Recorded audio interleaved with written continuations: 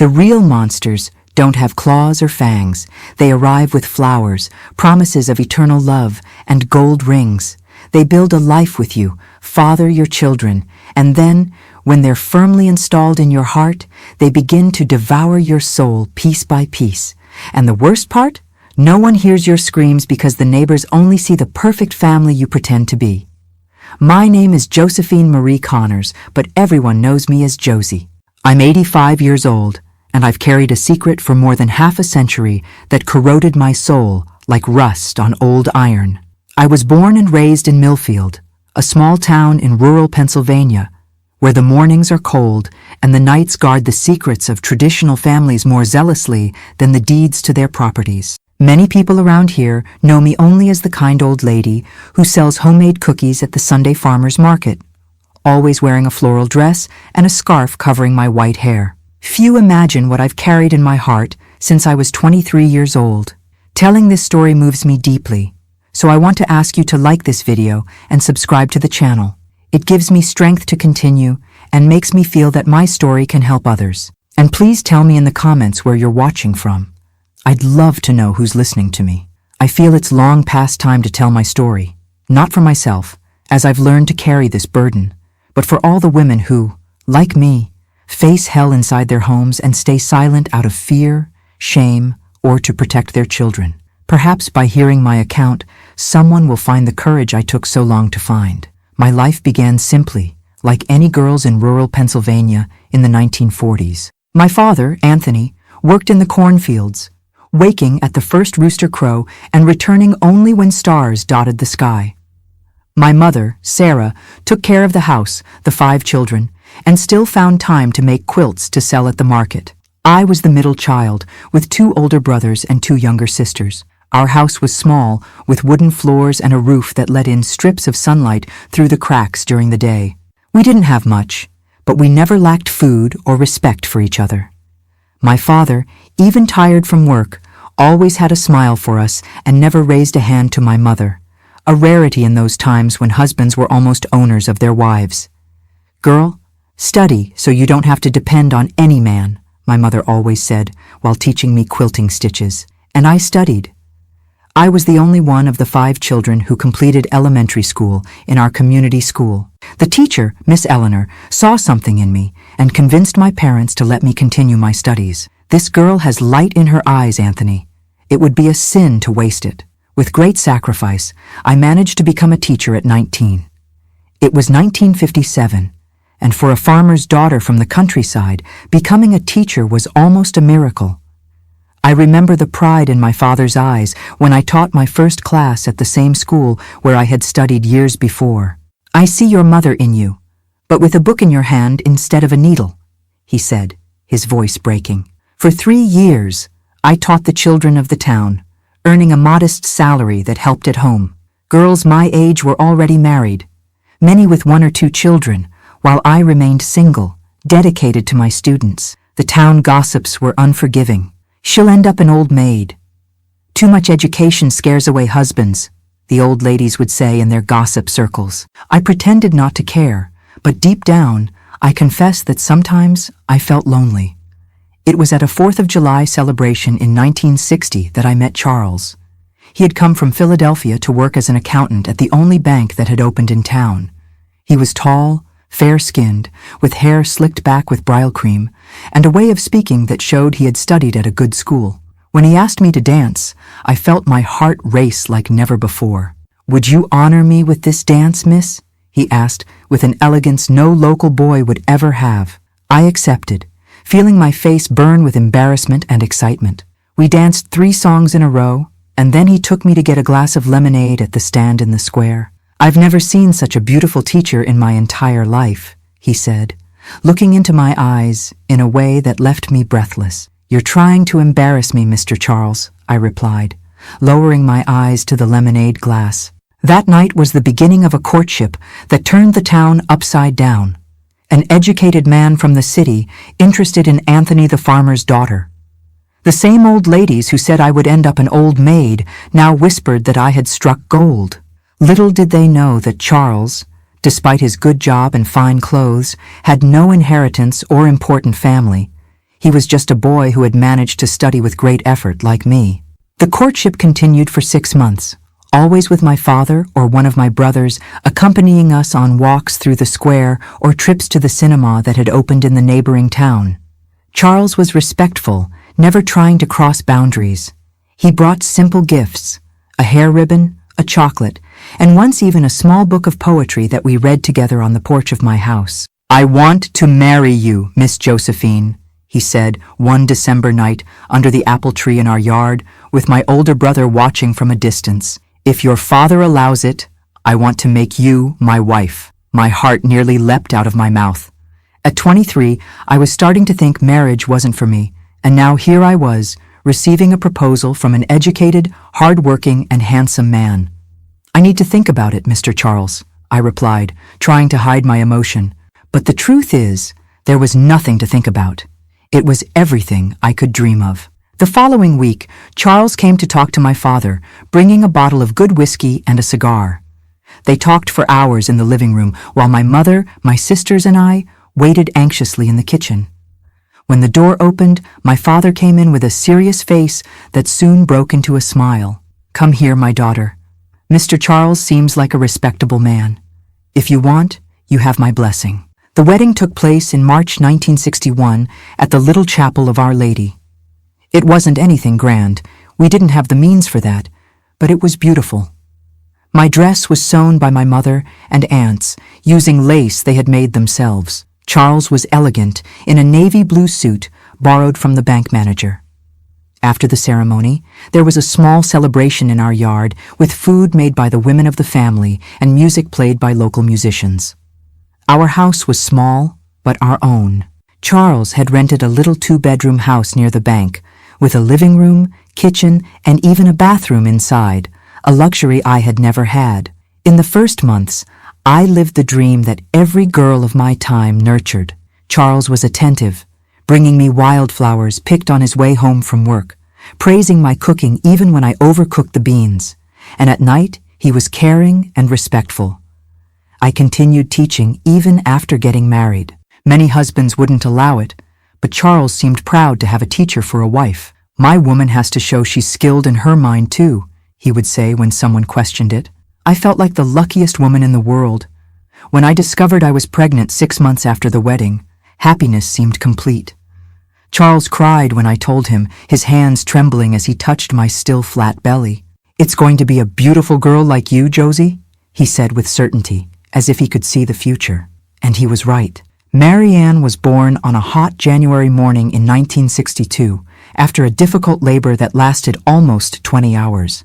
When the doctor placed her in my arms, all red and crying strongly, I felt that I had never loved anyone so much in my entire life. And looking at Charles, I saw the same overflowing love on his face. "She has your eyes, Josie," he said, using the nickname that everyone would later adopt. At that moment, I thought I had achieved perfect happiness, a loving husband, a healthy daughter, a profession I loved. What more could a woman want? Little did I know that this was just the beginning of the story, and that the man I saw as my safe harbor harbored within him a storm that would destroy everything we had built. As my mother always said, the devil wears a suit and tie and smiles in your face before showing his claws. But that's too painful a part to tell right now. I'll need time to gather my strength and continue this story in our next meeting. In the meantime, I'd like you to reflect. How many times do we judge a book by its cover? How many times is the monster that destroys us the one we swore to love until death do us part? If this story is touching your heart, please leave your like, subscribe to the channel, and share it with someone you think needs to hear it. Sometimes, hearing another's pain is the first step to healing our own. Part 2. The first weeks after Marianne's birth were pure joy, even with the fatigue of sleepless nights and the insecurities of being a first-time mother. Charles proved to be a dedicated father, coming home earlier from the bank to help me, changing diapers without complaint, and singing our daughter to sleep with a voice I didn't even know he had. Our nights, previously filled with conversations about the future, were now devoted to that little person who had come to complete our family. "She has your nose, Josie," he would say proudly, leaning over the crib that my carpenter brother had made for his niece. And there I was, thinking I had built paradise on earth, with a family that seemed to have come straight out of the love stories I told my students. When Marianne turned 3 months old, I returned to teaching. It was difficult to leave her, even knowing she would be in the care of my sister-in-law who lived 2 streets down from ours.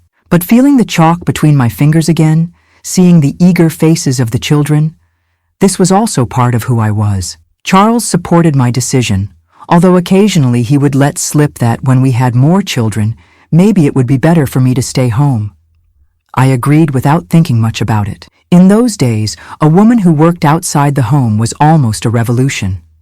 Marianne's first year flew by like a leaf in the wind. Soon she was crawling all over the house, smiling with those 2 bottom teeth that had just come in, calling Dada to Charles, even before calling me Mama. He melted completely, buying toys we couldn't afford, making plans for when she grew up. I'm going to put our princess in a good school, Josie. She'll be a doctor, a lawyer, whatever she wants to be. Life followed its course. Marianne grew strong and healthy, as cheerful as a little bird. I continued teaching, now at the larger school in town, having been promoted thanks to my effort and dedication. Charles was also prospering at the bank, having been appointed to a supervisory position. To everyone in Little Millfield, we were the model of the perfect family. It was around Marianne's 3rd birthday that I noticed the first changes in Charles, small, almost imperceptible to an outside observer. He no longer arrived so excited from work, complained more about the food, the household expenses, the noise Marianne made while playing. A man works all day. He needs silence when he gets home, he would say with an irritation in his voice I had never heard before. I thought it was just fatigue. The new position came with more responsibilities, more pressure. I tried to be understanding, preparing dishes he liked, keeping Marianne quieter when he arrived, doing everything to please him, to recover that smile that had won me over at the 4th of July celebration years earlier. One night, Charles came home from work extremely irritated. There had been a problem with an important account, and he blamed one of his subordinate employees. During dinner, he wouldn't stop talking about it, using words too harsh for the man I knew. That incompetent will answer to me. I'll make him regret being born. Calm down, Charles. I tried to appease him, serving a little more meat on his plate. I'm sure it was a mistake. Tomorrow you all can solve this with cool heads. I shouldn't have said anything. He hit the table with such force that the plates jumped, frightening Marianne, who began to cry. Don't tell me what to do, woman. You think you understand anything about my work? I was paralyzed. Never in 4 years of marriage had Charles raised his voice to me like that. The man in front of me, with his face contorted with rage, seemed like a stranger. I picked up Marianne, trying to calm her, while he got up and left, slamming the door. He returned late at night, smelling of whiskey. I pretended to be asleep when he entered the bedroom, afraid of what might happen. The next morning, he acted as if nothing had happened, prepared coffee for the 3 of us, played with Marianne, gave me a kiss before leaving for work. I almost convinced myself it had been an isolated episode that would never happen again. But it did repeat, more frequently than I would like to admit. The outbursts of anger came and went for increasingly trivial reasons. One week it was because I had bought a new dress for Marianne without consulting him, the next because dinner wasn't ready when he arrived, then because he found a test paper I had brought home to grade. "You're neglecting your daughter because of these kids who aren't even yours," he yelled, tearing up the sheets where my students had made their best efforts to solve arithmetic problems. I began to walk on eggshells in my own home, watching every word, every gesture, trying to predict what might trigger the next storm. Marianne, young but sensitive, also changed. The cheerful, talkative girl now became quiet when her father was at home, as if trying to make herself invisible. The neighbors' questions began. "Ms. Josie, is everything okay? You look so worn down." Or, "Mr. Charles seems so stressed lately." I would deflect, keeping up appearances. After all, family problems are resolved within the family. That's what my mother always said. And I still loved Charles, or at least the man he had been before. In 1966, when Marianne was 5, he was promoted again, now to branch manager, a prestigious position for such a young man. There was a party at the bank, with a speech by the mayor and champagne. The first time I had ever tasted it. Charles was radiant that night, once again the charming, confident man I had fallen in love with. He introduced me to everyone as my beautiful wife, the teacher Josephine, with so much pride in his voice that it made me believe everything could go back to how it was before. For a few weeks, it did. He went back to bringing small gifts, praising my cooking, playing with Marianne when he came home from work. I began to lower my guard, to allow myself to smile again without fear of provoking his wrath. It was during this time that I became pregnant for the second time. When I told Charles about the baby, he hugged me tightly, spinning me around the room just like he did when he found out about Marianne. "We're going to have a boy this time, Josie," he announced, as if he could determine that. A son to follow in my footsteps at the bank. Those months of pregnancy were peaceful. Charles seemed to have tamed his inner demons, whatever had caused the previous outbursts. At school, I reduced my hours to better care for my health, with the blessing of the principal, who was my friend and confidant. Marianne was excited about the idea of being a big sister, already setting aside some of her toys for the baby that would arrive. Our son was born in June 1967, a strong boy with skin as dark as mine, and his father's light eyes. Charles chose the name Richard. "A powerful name for a future businessman," he said, holding his son with almost reverent care. At first, everything went well. Charles divided himself between work and home. On weekends, he would take Marianne for walks while I cared for the baby. But then, when Richard was about 4 months old, he began to get sick frequently. Nothing serious, just colds, small fevers, but enough for sleepless nights, constant crying, and accumulated fatigue for all of us. That's when Charles's behavior began to change again. The complaints returned, more intense than before. Richard's crying irritated him deeply. "I can't even think straight with this noise," he would shout, slamming the door of the room where I retreated to calm our son. Marianne, now 6, became quiet and elusive again in her father's presence. One night, after a particularly difficult day at the bank, Charles arrived late and found the house in disarray. Richard had been feverish all day. Marianne had spilled juice on the living room rug, and I was too exhausted to keep everything in order as usual. "What pigsty is this?" he yelled as soon as he stepped into the living room. "I'm out all day breaking my back to support you, and this is how you receive me?" "Charles, please," I begged, with Richard still crying with fever in my arms. "The boy is sick. I didn't have time." I couldn't finish the sentence. For the first time, he raised his hand against me. The slap hit my face with such force that I staggered backward, almost dropping the baby. Marianne, who was watching everything from the bedroom door, let out a scream I will never forget. "Daddy, no!" Charles seemed to come to his senses upon hearing his daughter's voice. He looked at his own hand as if he didn't recognize it, then at me with my face now marked by the redness of the blow, and at Richard, who was crying even harder in my arms. Without saying a word, he turned around and left again, leaving only the echo of the door slamming behind him. That night marked the definitive end of any illusion I still harbored about my marriage. The man I had married, who had promised to love and respect me, had crossed a line that could not be undone. As I put ice on my face and rocked Richard to sleep, Marianne approached and sat next to me on the bed. "Mommy, why did Daddy get so angry?" she asked in a voice so small that I could barely hear it. "How do you explain to a child that sometimes people change, that something breaks inside them and lets out a darkness that even they themselves didn't know?" "Daddy is very tired, honey. Sometimes adults do wrong things when they're tired." It was the only explanation I could find at that moment, though I knew it was insufficient. Marianne nodded with an understanding beyond her few years and laid her head in my lap. "It's going to be okay, Mommy. I'll take care of you and little Ricky." My heart broke a little more to hear that. A child shouldn't feel they need to protect their mother. That night, lying with my 2 sleeping children beside me, I promised myself I would find a way out for them, would find the strength to do whatever was necessary. What I didn't know at that moment, as I listened to the light rain falling outside, was that the worst was yet to come. That the real monster inhabiting Charles had not yet shown its most terrible face, and when it finally did, my life would change forever in a way I could never have imagined. Part 3.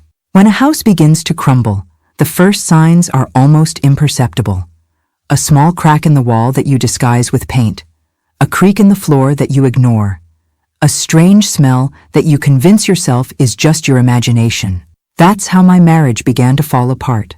Silently, without fanfare, but with a constancy that I only notice now, looking back. The man I met at the 4th of July celebration, who won me over with poetry and kindness, was transforming little by little, so slowly that I almost didn't notice when that gallant smile began to give way to a closed expression, when those loving eyes became cold, when the hands that once caressed began to form fists. After Richard's birth, our second child, things quickly worsened. The boy had fragile health in his first months, cried a lot during the night, needed constant attention. I divided my time between caring for the baby, giving attention to Marianne, who was only 6 years old, and maintaining classes at school. I slept little, ate in a hurry, and even so tried to keep the house in order to not give Charles reasons to complain. But the reasons always emerged. One day it was dinner that wasn't hot enough. On another, it was Marianne's toys scattered around the living room. Then it was Richard crying too much. The complaints came accompanied by increasingly harsh looks, increasingly bitter words. "A woman who can't take care of her own house doesn't deserve to be called a wife," he would say, throwing the food plate in the sink, breaking the dishware that had been a wedding gift from my mother. I would swallow my tears, pick up the pieces, put the children to sleep, and lie down beside him in bed, keeping the greatest possible distance. I told myself it was just a difficult phase, that Charles was under pressure at work, that soon everything would return to normal. "Men have their moments," said Mrs. Connie, my older neighbor, when she saw me with eyes red from crying. "You have to be patient, child.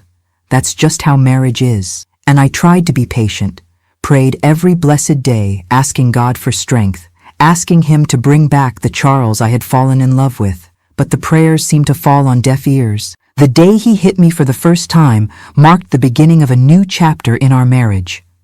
It wasn't just the physical pain that shook me, but the terrible understanding that something fundamental had broken. The man who had sworn to love and respect me before God and the entire community had raised his hand against me, and worse, had done it in front of our daughter. "Mommy, don't cry," Marianne would say, her small hands drying my tears as I rocked Richard, trying to calm him after the scandal. "I'll take care of you." Those words, coming from such a small child, broke my heart. What kind of mother was I, needing consolation from my own daughter? What example was I setting for her about what a woman should accept from a man? In the days that followed, Charles oscillated between dramatic repentance, bringing flowers, asking for forgiveness, swearing it would never happen again, and new explosions, increasingly frequent for increasingly trivial reasons. I began to notice changes in Marianne's behavior. The cheerful, talkative girl who ran around the yard chasing butterflies now walked with her head down, spoke little, and trembled when her father raised his voice. On Sundays, when he took her for walks in the park, she would return quiet, with a distant look that didn't match a child of her age. "Don't you want to go for a walk with your father anymore, sweetie?" I asked once when she hid under the bed upon hearing Charles calling.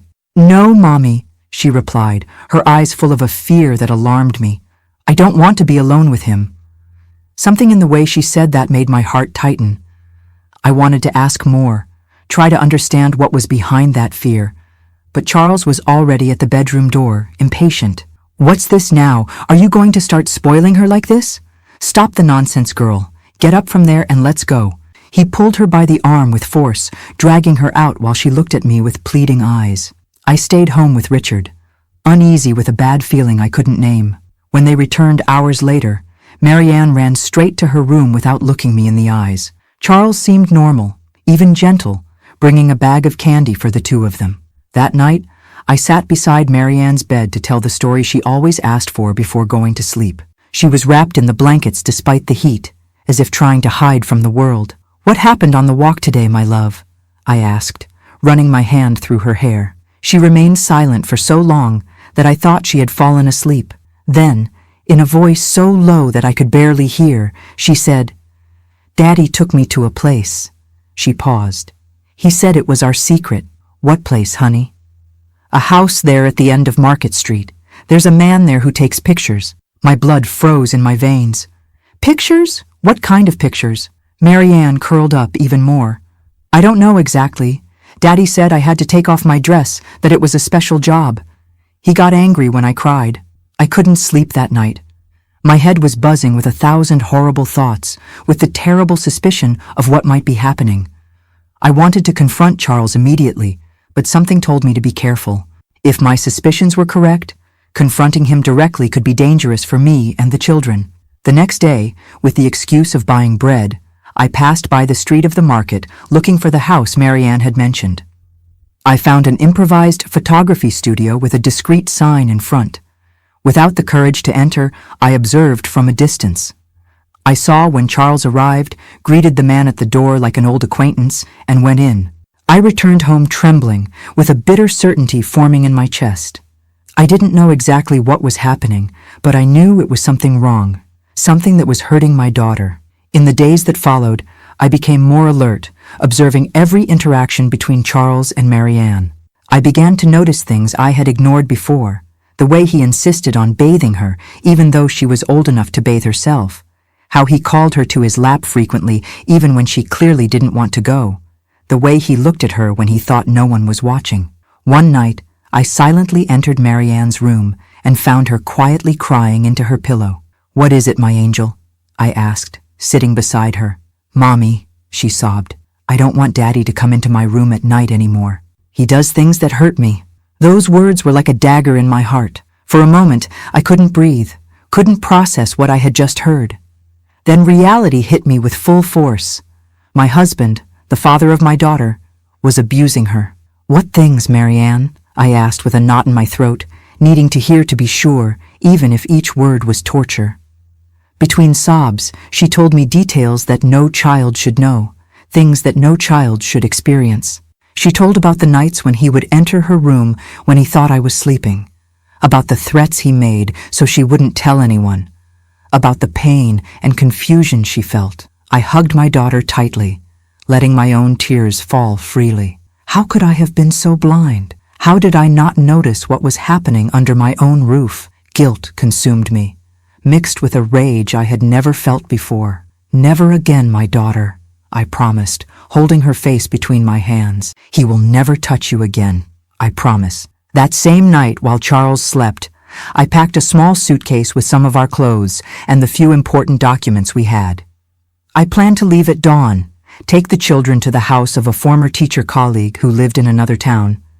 But when I was finishing the preparations, I heard the sound of the bedroom door opening. Charles was standing, observing the suitcase on the bed. "What do you think you're doing?" he asked, his voice dangerously calm. "I'm leaving," I replied, trying to sound firm despite the fear consuming me. "And I'm taking my children with me." His laugh was cold, cruel. "Do you really think I'll let you take my children? That you'll survive without me? Who will give you a house, food, clothes? You are nothing without me, Josephine. I'd rather starve on the street than stay one more day under the same roof as you," I retorted, the courage coming from I don't know where. "I know what you've been doing with Marianne. I know about the studio, the pictures. I know what you do when you think I'm not looking. You're a monster, Charles." It was like lighting a fuse. His face contorted into a mask of hatred, and before I could defend myself, I felt the impact of his fist against my face. I fell backward, stunned, the metallic taste of blood in my mouth. "You're not going anywhere," he growled, pulling the suitcase and throwing the clothes on the floor. "And if you open your mouth to say one word about this to anyone, I swear I'll end you and those brats." Who do you think they'll believe? Me, the bank manager respected by everyone, or you, a hysterical teacher? I remained fallen on the floor, pretending submission while he continued with his threats. Inside, however, something had broken for good. Any remnant of love or respect I might still feel for him was gone. In its place was born a fierce determination to protect my children at any cost. That night, lying beside the man I now recognized as my enemy, I made a silent vow. I would find a way to leave that house, to save my children from that man, even if it was the last thing I did in life. What I didn't know was that the opportunity would come sooner than I imagined, on an April night that would change our lives forever. Part 4. Certain nights remain marked on the soul like scars. That one, April 7, 1969, is one that not even time has managed to erase from my memory. I keep every detail, every sound, every smell, as if it had happened yesterday. Not more than 50 years ago. It was a Wednesday, I remember, because it was prayer meeting night at church, and I had returned later. Charles didn't like these church visits of mine. He said it was a waste of time to be praying when I had a house to take care of. But I insisted. That hour in God's house was the only moment of the week when I felt at peace, away from the fear that had become my constant companion. Richard, almost 2 years old, had already gone to sleep early, exhausted after a whole day running around the yard. Marianne, with her 8 years, should have been sleeping too. Charles had gone out for a meeting at the bank. At least that's what he said. I arrived home around 9 and found the silence strange. Normally, he would already be back, complaining about my delay. I put my rosary in the dresser drawer, took off my shoes to not make noise, and went to check on the children. Richard's room was quiet. The boy was sleeping on his stomach, as always. But when I reached Marianne's bedroom door, I heard something that froze the blood in my veins. A muffled cry, choked, like someone trying not to make noise even in desperation, and his voice, low, threatening. If you tell your mother, she won't believe you, and if she does believe, she'll blame you. I pushed the door in an impulse. The scene I found was worse than any nightmare I could have imagined. Marianne cowering against the wall, her face wet with tears, her eyes wide with terror. And Charles, my God, how can I say this? The man I had chosen to be the father of my children was over her with his pants open. Seeing me, his face transformed into a mask of fury. "What are you doing here? You should be at church." I didn't answer. Something primitive took over me, a strength I didn't know I had exploded from inside my chest. I ran to him and pulled him by the hair with a violence I didn't recognize in myself. He staggered backward, surprised by my reaction. I took advantage to grab Marianne in my arms and run out of the room. "You crazy woman, come back here!" he shouted while closing his pants and coming after us. "Run, my daughter. Get your brother and go to the neighbor's house, Mrs. Catherine," I whispered to Marianne, pushing her toward Richard's room.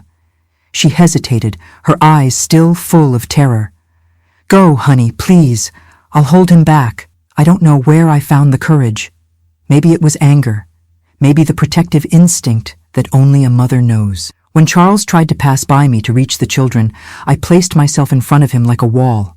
"Get out of my way, woman. This is none of your business." "None of my business? They're my children, you monster," I shouted, not caring if the neighbors would hear. He tried to push me aside, but I clung to him.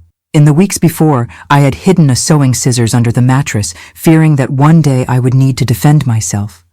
I never thought it would come to this point, but at that moment, as we struggled in the narrow hallway, I remembered it. I managed to escape from him for an instant and ran to the bedroom. He came after me, laughing in that cruel way he had developed in recent years. "What do you think you're going to do, Josie? You think you can take me?" I grabbed the scissors from under the mattress and turned, holding them firmly.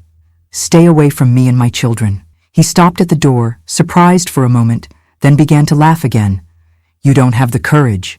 Don't test me, Charles. For God's sake, don't test me today." Something in my voice must have communicated the seriousness of the threat, because he took a step back. At the same moment, I heard the front door open and voices. Marianne had managed to get out with Richard and call for help.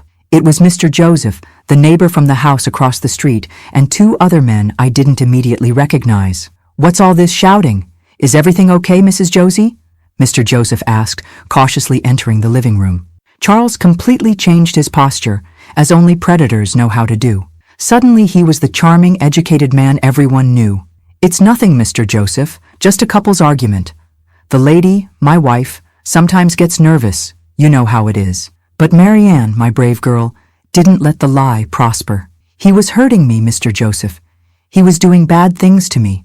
The silence that followed those direct, childish words was like thunder. "Mr. Joseph and the other men looked at Charles, then at me, still holding the scissors, then at the children. Something in Marianne's eyes, that genuine terror that no child could fake, must have spoken louder than 1,000 testimonies. "It's better if you come with us, Mr. Charles," said one of the men, whom I then recognized as Sheriff Davis. "We'll talk at the station." "This is absurd," Charles protested, but there was no longer the same power in his voice. It's the word of a confused child against mine. I'm the bank manager, a respected man in this town. And I'm the father of 3 girls, the sheriff replied with a coldness that gave me some comfort. We'll settle this properly. As they took Charles away, Mrs. Catherine, the neighbor to whom Marianne had run, hugged me tightly. Everything will be fine now, Josie. It's over. But I knew it wasn't over. It was just the beginning of another ordeal. In a small town in the 1960s, an accusation like that against a man of position like Charles would not be easy to sustain. Everyone knew the power men like him had, the connections, the respect they commanded simply for being men in positions of authority. At the station, I was treated as if I were the criminal. Are you sure, ma'am? You couldn't have misinterpreted the situation? Your husband is such a well-regarded man in the community. The questions came loaded with doubt, with veiled judgment. Marianne was spared a formal interrogation thanks to the intervention of Father Roman, who arrived at the station as soon as he heard about the incident. This child has been through enough trauma. If you need her testimony, let it be done with proper care and in the presence of a doctor. Charles spent only 1 night in jail. The next day, he was released after paying bail. Gossip in the town ran wild. Is it really true? Or did Ms. Josie make it up because he had another woman? That girl was always very imaginative.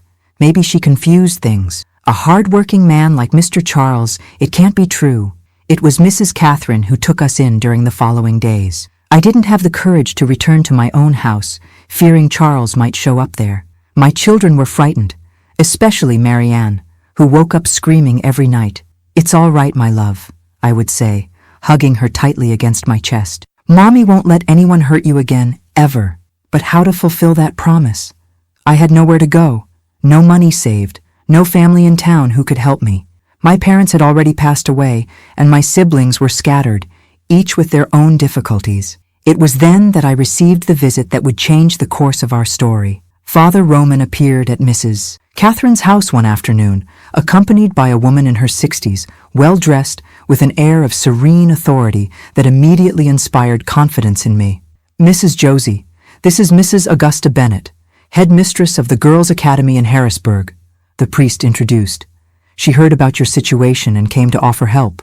Mrs. Augusta extended her hand to me, and when I took it, I felt a reassuring firmness. My dear, Father Roman told me about your case. I'm here to offer you a job as a teacher at our academy and housing for you and your children in the teachers' quarters. It's a 3-hour drive from here, far enough for you to start over. I couldn't hold back the tears. It was as if the Virgin Mary had heard my desperate prayers. But why, ma'am? You don't even know me. Mrs. Augusta smiled a sad, understanding smile. Let's just say I recognize your situation better than I would like. 20 years ago, a young teacher in circumstances similar to yours crossed my path. I couldn't help her as I should have. She took her own life a week later. I swore I would never again stand idle in the face of another woman's suffering. A week later, under the protection of Father Roman and some good men from the community, we boarded the bus to Harrisburg. I left behind the house, the furniture, almost all our belongings. It didn't matter. What mattered were Marianne and Richard sleeping peacefully on the bus seats, finally free from the terror that our home had become. As for Charles, I later learned that he was transferred from the bank to another town far away. The scandal had been hushed up, like so many others involving men of position. There was no trial, no justice in the traditional sense, but we were free of him, and that was all that mattered at that moment. In the first months in Harrisburg, Marianne barely spoke. She spent hours drawing dark, frightening scenes that broke my heart. Richard, too young to fully understand what had happened, adapted more easily to the new life. I worked hard, trying to prove my worth to Mrs. Augusta, trying to build a new home for my children. Little by little, with the support of a young female doctor who worked at the academy, Marianne began to open up, started to talk about what had happened, not just that night I witnessed, but before.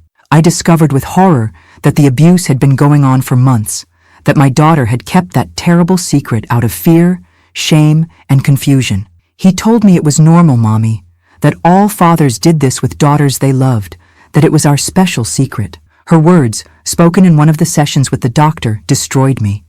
How could I not have noticed? How could I have let this happen under my own roof? Guilt consumed me.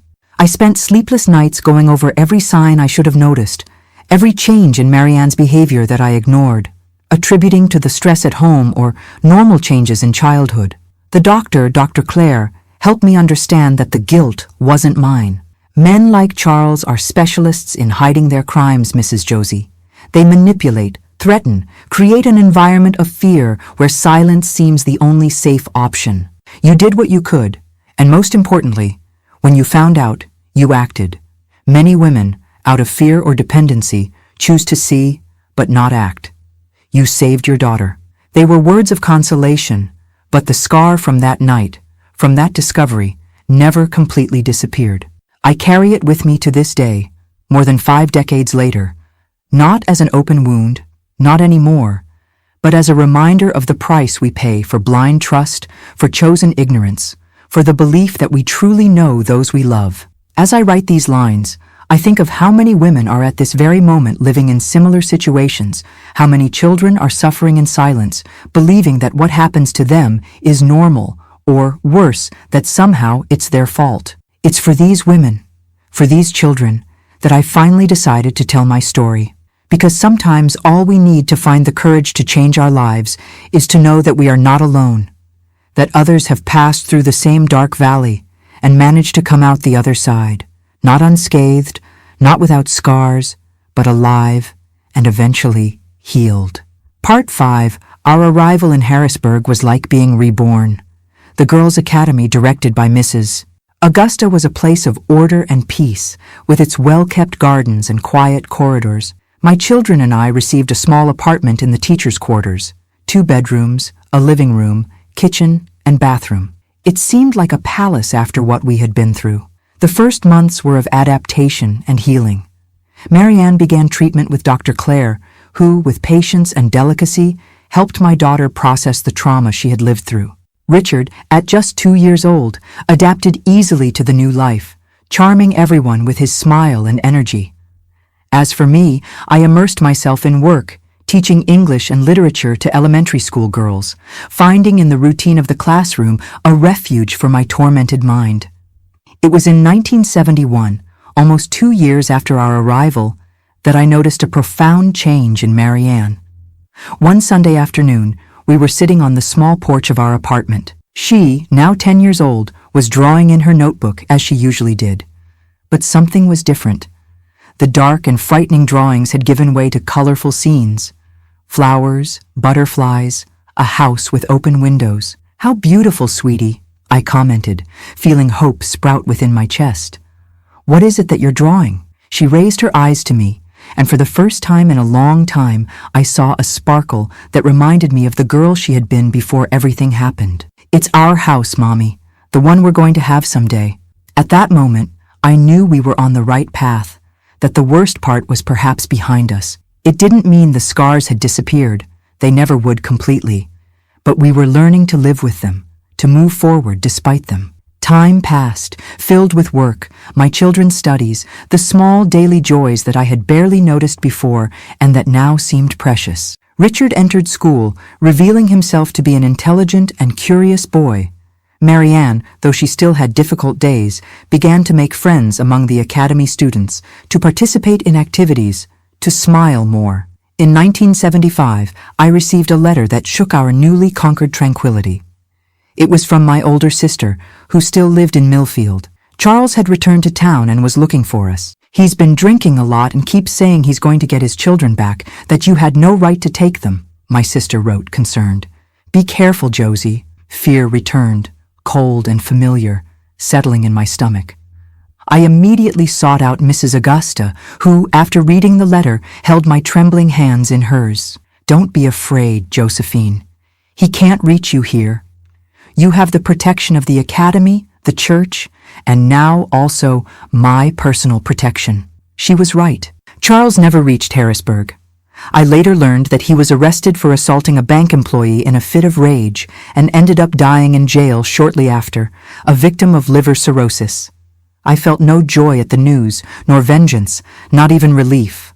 What I felt was a strange sense of closure, of a chapter ending, as if I could finally turn the page definitively. In 1977, 10 years after Richard's birth and 8 years since our escape, I received a proposal that would change our path again. The academy was expanding, and Mrs. Augusta invited me to take over the direction of the new elementary wing. It was a recognition of my work, of the dedication I had shown all those years. "You have a gift for leadership, Mrs. Josie," she told me, "and more importantly, you have compassion. It's exactly what we need to shape these girls." I accepted the challenge with a mixture of enthusiasm and apprehension. I had never occupied a position of such responsibility, but I discovered that Mrs. Augusta was right. I had something to offer, a wisdom born of pain, a strength I didn't know I had. Under my direction, the elementary wing flourished. We implemented more modern teaching methods, bringing art and music into the curriculum, encouraging the girls to think for themselves, to question, to dream beyond the limits society tried to impose on them. "An educated girl is a free woman," became the unofficial motto of our wing. It was what I deeply believed, what I wished I had learned earlier in life. Marianne grew up observing my work, absorbing those lessons. At 17, she surprised me by announcing she wanted to study law. "I want to help women like us, Mommy," she said with a determination in her eyes that filled me with pride. "I want them to know they have choices, that they have rights." In 1980, when Marianne was accepted to the law school at Penn State, I cried with joy and gratitude. My daughter, who had faced the worst kind of trauma, was transforming her pain into purpose. Richard, now 13, was already talking about becoming a doctor to take care of people like Dr. Claire took care of us, he would say. The 1980s brought changes for both America and our family. The country was experiencing the Reagan era. Women were beginning to occupy spaces previously denied to them. And I, at 46, met Sebastian. He was a history professor, a widower, with a gentleness and integrity that initially frightened me. After Charles, I had built high walls around my heart. I didn't believe I could trust a man again, much less love one. Sebastian didn't pressure, didn't demand, didn't rush. With the patience of someone who knows the value of time, he won my trust little by little. It took almost 3 years before I accepted his proposal. "I'm not offering perfection, Josie," he said when he gave me a simple engagement ring. "Just an honest love and the commitment to always respect who you are." We got married in 1985 in a simple ceremony in the Academy's chapel. Marianne, already graduated and working as a lawyer, and Richard, then a medical student, were our best man and maid of honor. Mrs. Augusta, now elderly but still lucid, gave us her special blessing. With Sebastian, I learned that not all men are monsters, that it is possible to build a relationship based on mutual respect, understanding, and companionship. It wasn't easy. There were moments when the past returned like a wave, catching me off guard, and I would close up, retreat to my safe place. He never complained, never grew impatient. "Everyone carries their scars, Josie," he would say. "I'm here for the good hours and the bad hours, for the sunny days and for the storms." We had almost 20 years together before cancer took him in 2004. They were years of learning, of growth, of a quiet happiness I never thought was possible. His death left a void, but not an abyss. Unlike losing Charles, which had been like escaping from a prison, losing Sebastian was like saying goodbye to a good travel companion with gratitude for the shared miles. Today, at 85, I look back and see a life marked by extremes, a pain so deep that it almost destroyed me, and a joy so pure that it redeemed everything. I see my children, now adults with their own children. Marianne, a respected lawyer specializing in women's and children's rights. Richard, a dedicated pediatrician with the same gentle smile from childhood. I see my grandchildren growing up in homes where respect is the rule, not the exception, where they know they are unconditionally loved, that they are safe, that they have a voice. This, perhaps, is my greatest victory. Having broken the cycle of violence, having created a new story for our family. If there's a lesson I've learned in these 85 years, it's that suffering doesn't have to be the end point, that even from the darkest ashes, something beautiful and strong can be born, that our story is not defined by others, no matter how powerful they may seem, but by the choices we make in the face of adversity. To you who are watching and perhaps going through your own valley of shadows, I want to say, you are not alone. There is a way out. There is a tomorrow. Healing may seem impossible now, when the pain is so present, so acute. But believe me when I say it is possible to rebuild, it is possible to heal, it is possible to find joy again. If this story touched your heart, please leave your like, subscribe to the channel, and share it with someone you think needs to hear these words.